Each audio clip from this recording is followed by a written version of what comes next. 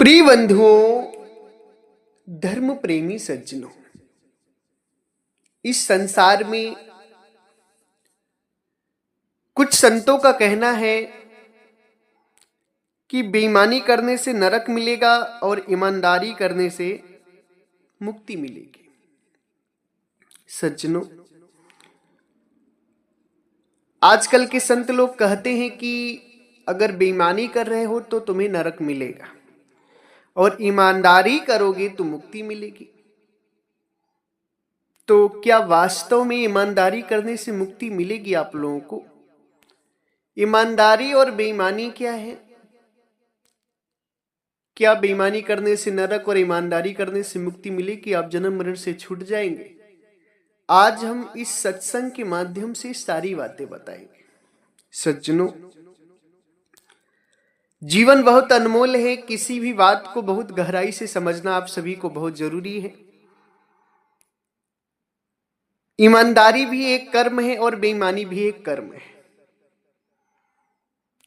ईमानदारी भी एक कर्म है और बेईमानी भी एक कर्म है। क्या कर्म करके हम कर्म भोग दंड से बच सकते हैं, मुक्ति पा सकते हैं? आज का जो सत्संग है बहुत ही दिव्य है। सज्जनों, इस सत्संग को बड़े ही ध्यान से श्रवण करिएगा, तभी आप सभी असली बात को, असली रहस्य को समझ पाएंगे। इसी संदर्भ में 11 जून को होने वाले सदगुरु के अमृत प्राकट्य महोत्सव में सदगुरु के परम भक्त श्री कन्हैयालाल प्रजापति जी अपनी कमाई का अंश सदगुरु के अमृत प्राकट्य महोत्सव भंडारे में दान कर रहे हैं। खूब खूब आशीर्वाद। साथ ही साथ भक्त श्री हीरालाल गुप्ता जी, उनके पुत्र विवेक कुमार गुप्ता जी द्वारा भी सदगुरु के अमृत प्राकट्य महोत्सव उत्सव भंडारे में बहुत ही सुंदर सेवादान आई है। सभी को खूब खूब आशीर्वाद है। सज्जनों, 11 जून को हम सभी के परमात्मा बंदी छोर सदगुरु कबीर साहब का प्राकट्य दिवस है। उसी दिन ज्येष्ठ पूर्णिमा को ही परमात्मा सदगुरु कबीर साहब प्राकट्य हुए थे। उस दिन को बड़ी धूमधाम से मनाना है। सभी गुरु भक्तों को, साधु संगत को गुरु का आदेश है कि 11 जून को गाजीपुर की धरती पर पधारना ही पधारना है। सदगुरु के प्राकट्य महोत्सव को सारे लोगों को मिलकर साथ में बड़ी धूमधाम से, बड़ी खुशियों से मनाना है। इसलिए सभी लोगों को पधारना है, गुरु का आदेश है। सज्जनों, इस संसार में बेईमानी हो या ईमानदारी, दोनों ही कर्म है। आप बेईमानी करते हैं तो भी वो कर्म है, उसका भोगदंड आपको भोगना ही पड़ेगा। ईमानदारी करते हैं तो भी वो कर्म है, ईमानदारी का भी भोगदंड आपको भोगना पड़ेगा।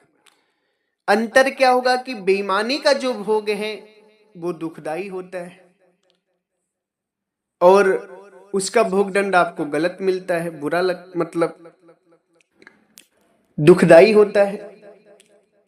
और ईमानदारी का जो भोगदंड है वो भी आपको भोगना पड़ेगा, उसमें थोड़ा सुख होता है। मगर अगर आप सोचे कि ईमानदारी करने से हमारी मुक्ति हो जाएगी, तो ऐसा कभी नहीं है। मैं ये नहीं कहता हूं कि ईमानदारी मत करिए, अच्छा कर्म है, करना चाहिए। मगर जो भी संत या भक्त इस बात को सोचते हैं कि ईमानदारी करेंगे तो मुक्ति होगी, ईमानदारी ही मुक्ति है, तो ऐसा कदापि नहीं है। सज्जनों, ये कर्म भोग है। ईमानदारी हो चाहे बेईमानी हो, दोनों कर्म है।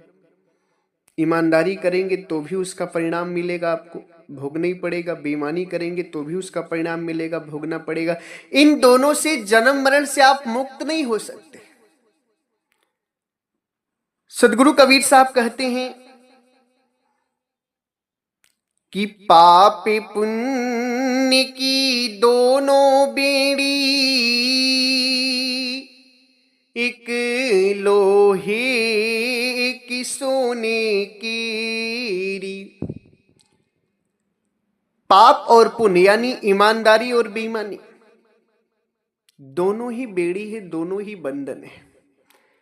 अंतर क्या है कि एक लोहे की बेड़ी है और एक सोने की बेड़ी, मगर बांधने का काम दोनों करते हैं। अगर आप सोच रहे हैं कि बेईमानी करने से हम नरक जा रहे हैं तो ईमानदारी कर लेंगे तो मुक्त हो जाएंगे, बंधन रहित हो जाएंगे, जन्म मरण से मुक्त हो जाएंगे, तो ये सोचना आपकी सबसे बड़ी अज्ञानता है। क्योंकि इस संसार में ईमानदारी भी बंधन है। ईमानदारी के परिणाम जो हैं वो भी आपको भोगने पड़ेंगे और बेईमानी के परिणाम जो हैं वो भी आपको भोगने पड़ेंगे। यानी ईमानदारी और बेईमानी से आपकी मुक्ति का निर्णय नहीं होता है। मुक्ति कैसे मिलेगी हम लास्ट में आप सभी को जरूर बताएंगे, उसको आप जरूर सत्संग सुनते रहिए, सारी बात बताएंगे। जैसे आप बेईमानी करते हैं तो 84 लाख योनियों में जब जाएंगे तो आपको दुख में जीवन मिलेगा। जितनी आपने बेईमानी की है उतना आपको भोगदंड भोगना पड़ेगा 84 लाख योनियों में। कुत्ता बन जाएंगे, बिल्ली बन जाएंगे, हिरन बन जाएंगे, कीड़े बन जाएंगे। कोई ज्यादा गलत करता है तो लेटरिन का कीड़ा बनता है, गोबर का कीड़ा बनता है, कीचड़ का कीड़ा बनता है। यानी कीड़े मकोड़े बन जाएंगे, जानवर बन जाएंगे, पशु पक्षी बन जाएंगे, पेड़ पौधे बन जाएंगे। ये क्या है? बेईमानी के भोगदंड है। और अगर आप मनुष्य जीवन में ईमानदारी करते हैं तो ऐसा नहीं कि आप 84 नहीं जाएंगे, जाएंगे फिर भी 84। मगर उसमें क्या होगा कि जैसे आप कुत्ता बने तो थोड़ा अच्छे घर में आपका जन्म मिल जाएगा, कोई अच्छा आदमी आपको पाल लेगा तो उसका आपको परिणाम अच्छा मिलेगा, समय पे भोजन मिलेगा, अच्छे मखमल के बिस्तर पे सोने को मिलेगा, एसी की हवा मिलेगी, गाड़ी से घूमने को मिलेगा। मगर रहेंगे आप कुत्ता है। यानी जो 84 बंधन है वो ईमानदारी से नहीं कटेगा। आप गाय बन जाएंगे, लोग आपको पाल लेंगे, आपको खिलाएंगे पिलाएंगे, नहलाएंगे धुलाएंगे, छाया में रखेंगे। क्या होता है कि आपकी बेईमानी जो है ना उसका आप भोगदंड भोग रहे हैं। ईमानदारी का भोगदंड होता है जैसे आप गाय बन गए, कुत्ता बन गए। यानी कोई मनुष्य आपको पाल लेगा और उसका जो दुख है ना वो उतना नहीं लगेगा, आपको कम लगेगा। मगर 84 आपको भोगनी पड़ेगी। आप ये ना सोचे कि ईमानदारी कर लेंगे तो 84 से बच जाएंगे, बेईमानी करेंगे तो भी 84 जाएंगे।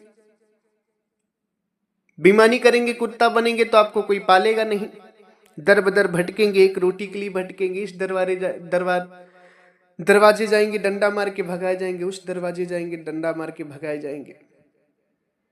आप गधे बनेंगे, खूब आपके ऊपर लादी जाएगी, कपड़े लादी जाएंगे, खुद धोबी आपके ऊपर बैठ जाएगा, सामान ढुलाए जाएंगे। देखते आजकल आप सभी सड़क से गुजरते होंगे, ईंट भट्ठे जो होते हैं जहाँ ईंट पकाई जाती है घर मकान बनाने के लिए, वहां पर ज्यादातर गधों से काम कराया जाता है। गधों के पीठ पर ईंटा लादे जाते, कच्चे ईंटा, पक्के ईंटा, हर प्रकार की ईंटा लाद कर उनको मार मार के चलाया जाता है। वो क्या होता है? बेईमानी का भोगदंड है। अगर आप बेईमानी के गाय बनेंगे तो आप जंगल में जन्म मिल जाएगा तो आपको वहां समय से पानी नहीं मिलेगा, शेर चीता आपको फाड़ कर खा जाएंगे। ये बेईमानी का जो है ना ये भोगदंड है। ईमानदारी का भोगदंड इसी तरह है, बस थोड़ा सा अलग है। ईमानदारी में आप गाय बनेंगे, आपको कोई पाल लेगा, समय से भोजन, समय से पानी, नहाना धोना, गर्मी में छाया, सर्दी में गर्म जगह आपको उपलब्ध होगी।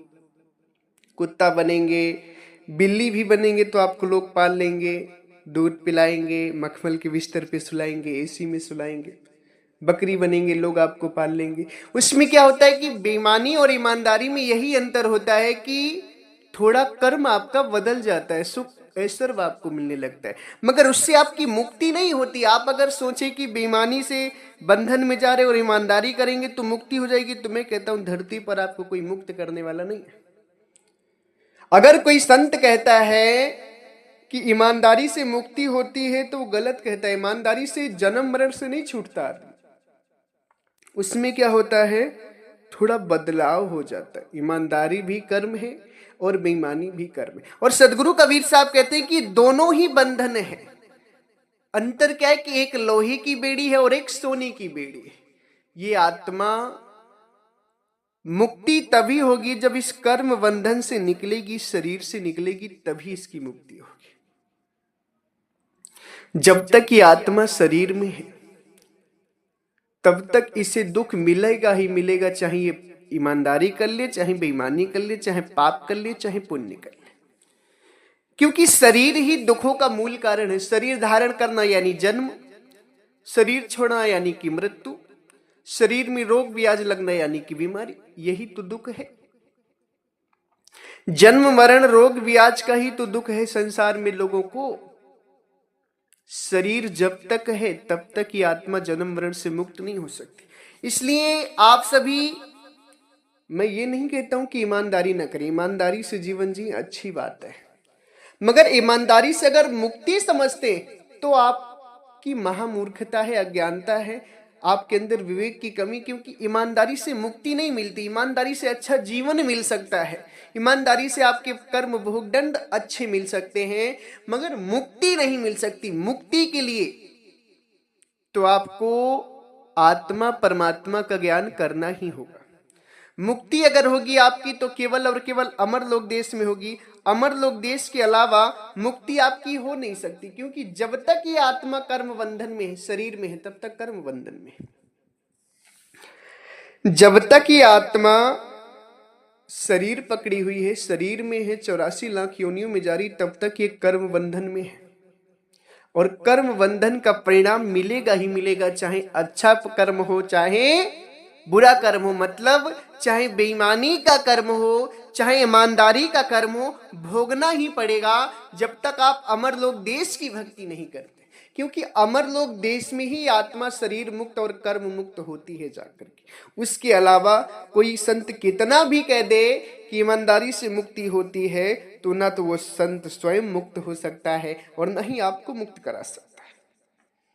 क्योंकि ईमानदारी और बेईमानी पाप और पुण्य है, और पाप और पुण्य में पूरा संसार फंसा हुआ है।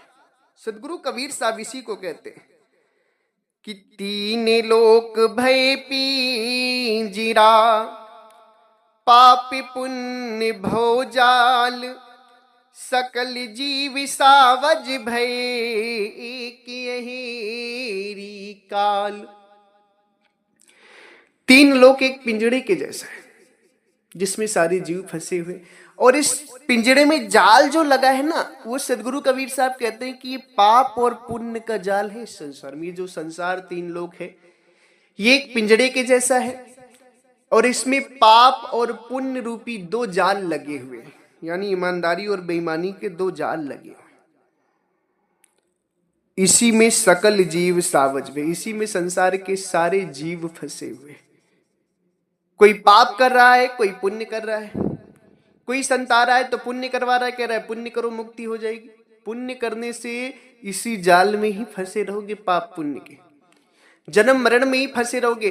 परिणाम अच्छे बुरे हो सकते, बेईमानी कर्म के बुरे परिणाम होंगे और ईमानदारी कर्म के अच्छे परिणाम होंगे, मगर मुक्ति नहीं होगी। पिंजड़े से बाहर नहीं निकल पाओगे। तो पिंजड़े से बाहर निकलना है तो अमरलोक देश की भक्ति करनी होगी, जिसको संत श्री मदन दास जी महाराज कहते हैं कि बिन पहुंचे वही देश के, छूटे न काल झकोर, बिन गुरु मदन न निस्तरे, कठिन काल का जोर।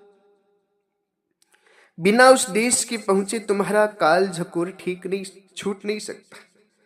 संत श्री मदन दास जी महाराज क्या कहते हैं कि बिन पहुंचे वही देश के, छुटे न काल झकोर। बिना उस देश यानी अमरलोक देश के पहुंचे ये काल जाल छूट नहीं सकता। बिन गुरु मदन न निस्तरे, कठिन काल का जोर। और बिना सच्चे गुरु के उस देश में तुम पहुंच भी नहीं सकते। काल का जोर बहुत कठिन है। यही काल के दूत जो आते हैं वो पाप पुण्य में आपको फंसा देते हैं। सज्जनों, पाप और पुण्य एक कर्म है, और इस कर्म में सारा संसार फंसा हुआ है, इसीलिए जीवों की मुक्ति नहीं हो रही। सदगुरु क्या कहते हैं, कर्म फंदी जग फंदिया, जप तप पूजा ध्यान, जाहि सबद से मुक्ति है, सो न परा पहचान। सदगुरु परमात्मा कहती कि कर्म फंद में सारा संसार बंधा हुआ है। कर्म जग फंद जग फंदिया, जब तब पूजा ध्यान।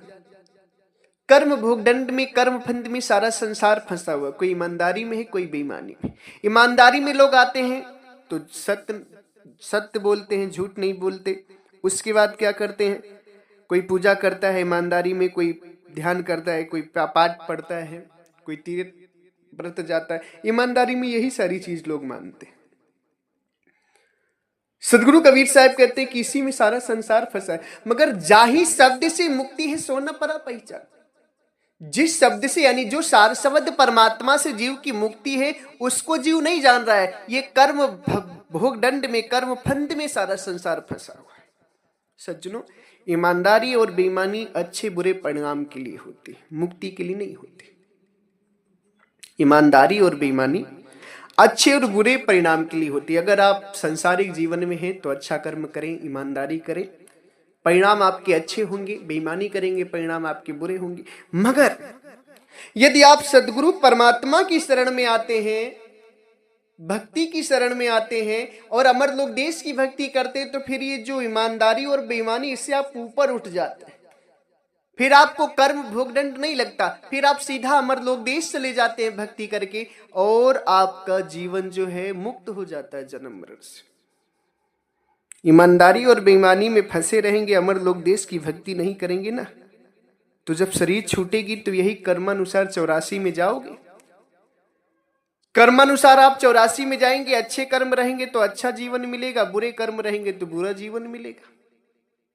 बस यही है ईमानदारी और बेईमानी का परिणाम। इसलिए सदगुरु कबीर साहब कहते हैं कि अपने जीते जी वो स्थान ढूंढ लो जहां तुम्हें इन कर्म भोग दंडों से बचा जा सके, बच सको, जहां तुम्हें जन्म मरण ना हो। उसी को साहब कहते हैं, तंबुआ गिरे कहां जाबा हो, खोजा आपन ठिकान।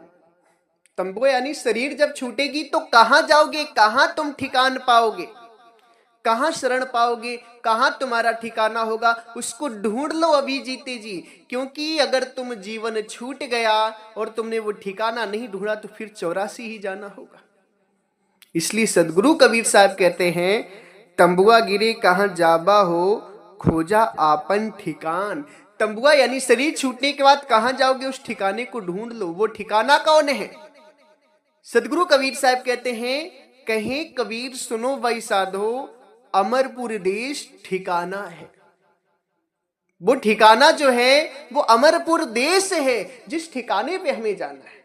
और जब तक उस देश को नहीं पहुंचोगे, चाहे जितना भी अच्छा कर्म कर लो और चाहे जितना बुरा कर्म कर लो, सब का भोगदंड भोगना ही पड़ेगा। अच्छे कर्म का भी नतीजा भोगना पड़ेगा और बुरे कर्म का भी नतीजा, क्योंकि संसार यही पाप पुण्य का ही तो है। इस संसार में यही पाप पुण्य के दो जाल हैं। पाप करेंगे तो भी फंसेंगे और पुण्य करेंगे तो भी फंसेंगे। ईमानदारी करेंगे तो भी फंसेंगे, बेईमानी करेंगे तो भी फंसेंगे। फंसने का मतलब है उसका भोगदंड भोगना पड़ेगा आपको। आप विचार करिए कि राम ने बाली को छुपकर मारा था, पाप कर्म किया था, राम जी को भोगना पड़ा। वही कृष्ण अवतार में आए, कृष्ण बने और वही वाली बहलिया बना, भोगना पड़ा। द्रौपदी की कहानी आप सब जानते हैं। जब एक बार कृष्ण की उंगली में चोट लगी थी, खून निकल रहा था, तो द्रौपदी ने अपनी साड़ी चीर करके ना बांधी थी। अच्छा कर्म किया था द्रौपदी ने, कृष्ण की उंगली में बांधी थी। और उसके बाद जब द्रौपदी का चीर हरण हो रहा था तो उसको खूब साड़ी मिली थी, उसका साड़ी खत्म नहीं हुआ था। यानी अच्छे कर्म का अच्छा नतीजा और बुरे कर्म का बुरा नतीजा, ये आपके सामने आपके धर्म ग्रंथों में लिखा गया, जिन धर्म ग्रंथों को हिंदू धर्म के लोग मानते हैं।